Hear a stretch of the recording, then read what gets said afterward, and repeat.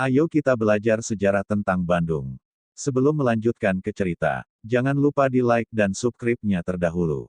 Salam Indonesia. Lanjut ke cerita. Hari ini merupakan hari jadi kota Bandung yang ke-208. Pada tanggal 25 September tahun 1810, Gubernur Jenderal Herman Willem Daendels mengeluarkan surat keputusan tentang pembangunan sarana dan prasarana. Kota Bandung mulai dijadikan sebagai kawasan permukiman sejak pemerintahan kolonial Hindia Belanda. Kemudian hari peristiwa ini diabadikan sebagai hari jadi Kota Bandung. Sejarah Kota Bandung. Sejarah Kota Bandung bermula dari legenda Sangkuriang yang menceritakan bagaimana terbentuknya Danau Bandung dan Gunung Tangkuban Perahu. Air dari Danau Bandung menurut legenda, mulai mengering karena mengalir melalui sebuah gua yang bernama Sanghyang Tikoro. Situ Aksan merupakan daerah terakhir dari sisa-sisa Danau Bandung yang telah kering. Pada tahun 1970-an masih merupakan danau tempat pariwisata, hingga saat ini sudah menjadi daerah perumahan untuk permukiman. Kota Bandung secara geografis memang terlihat dikelilingi oleh pegunungan, dan ini menunjukkan bahwa pada masa lalu Kota Bandung memang merupakan sebuah telaga atau danau.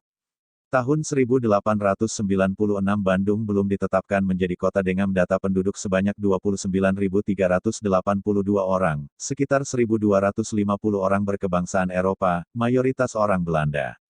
Pada tanggal 1 April tahun 1906, Kota Bandung secara resmi mendapat status Gemeente Kota dari Gubernur Jenderal J.B. van Heutes dengan luas wilayah sekitar 900 hektar.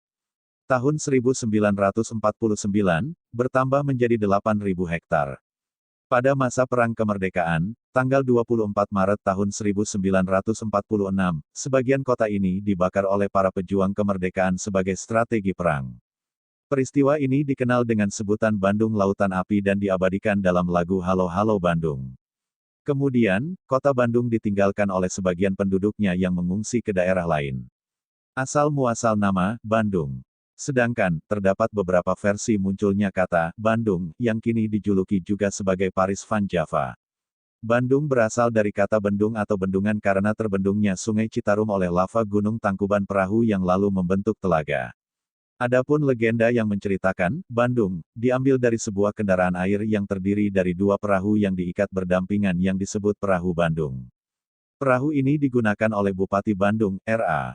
Wiranata Kusuma II, untuk melayari Citarum dalam mencari tempat kedudukan kabupaten yang baru untuk menggantikan ibu kota yang lama di Dayakolot.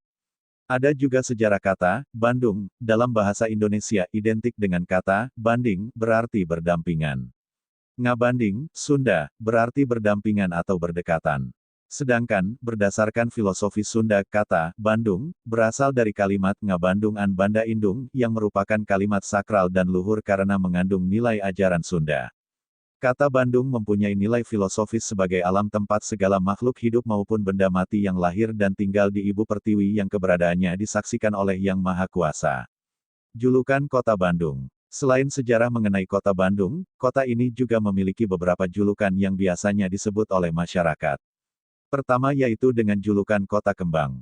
Istilah Kota Kembang berasal dari peristiwa yang terjadi tahun 1896 saat pengurus besar Perkumpulan Pengusaha Perkebunan Gula, Bestuur van de Vereniging van Suikerplanters yang berkedudukan di Surabaya memilih Bandung sebagai tempat penyelenggaraan kongresnya yang pertama.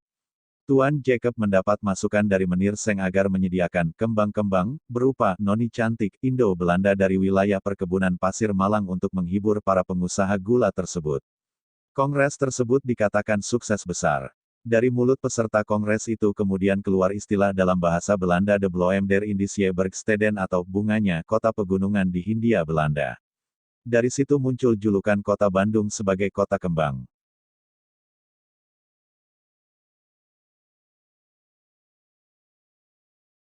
Adapun Kota Bandung dijuluki Paris van Java.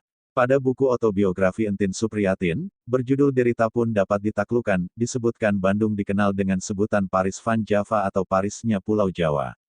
Istilah Paris van Java muncul karena pada waktu itu di Jalan Braga, terdapat banyak toko yang menjual barang-barang produksi Paris, terutama toko pakaian.